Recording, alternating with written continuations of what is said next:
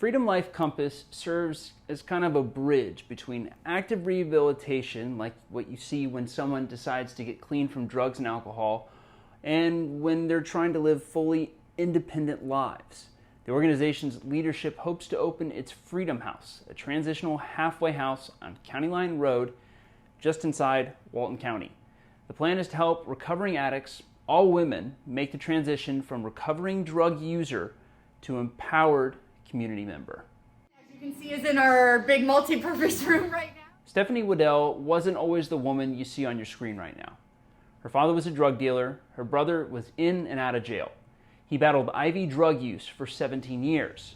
Now she takes her childhood pain and channels it into something beautiful: recovery for people who grew up like her. Every time I talk about this, people think about women who are homeless or struggling with addiction, and I feel like everybody brushes it off. They're like, oh, well, that's their choices. A lot of times it's not our choices, it's our circumstances that end us up in those choices. And once given the opportunity to choose the next right step, a lot of us will take it. But the stigma, the culture around it, everybody thinks, oh, well, they got themselves in that boat. I didn't ask to be raised in a home with a drug dealer for a father. A lot of these women are in situations like that. She serves as the recovery pastor at Cross Point Church. She helps people get out of the cycle of drug and alcohol addiction. And she serves as the leader of Freedom Life Compass, a nonprofit centered around moving people from recovery to independent living after breaking from their drug use. She says the need for a program like this is huge in this area because it permanently severs the cycle of drug use by eliminating a return to a bad environment for people in recovery.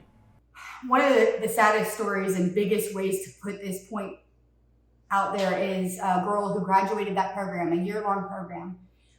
Not 2 weeks after she went home, she's back on the street using again because she went back to the same situation she came out of. Nothing changed except for she was held accountable for a year.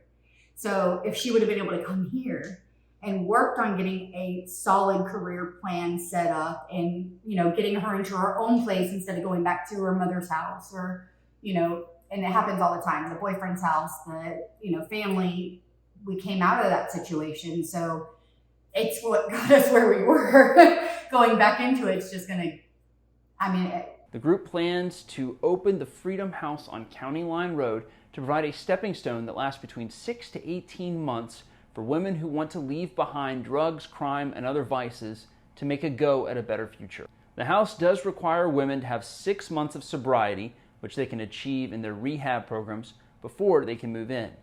The program teaches job skills and allows employment, so women have alternatives to the life they left behind. They'll pay rent, which will go towards the about $4,000 a month in operating expenses to run the center.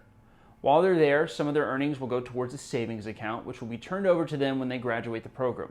That money can then be used to make them independent of their past by allowing them to rent a place to call their home and start their careers.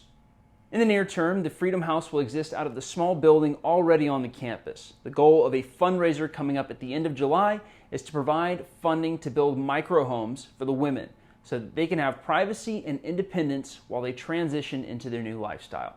The initial facility should be set up and running by this October, and the tiny homes component depends on the funding, but Wedel and the Freedom Life Compass organization hope to have that portion up and ready to help people by the end of June in 2023. I'm Christopher Saul, and this is Midbay News.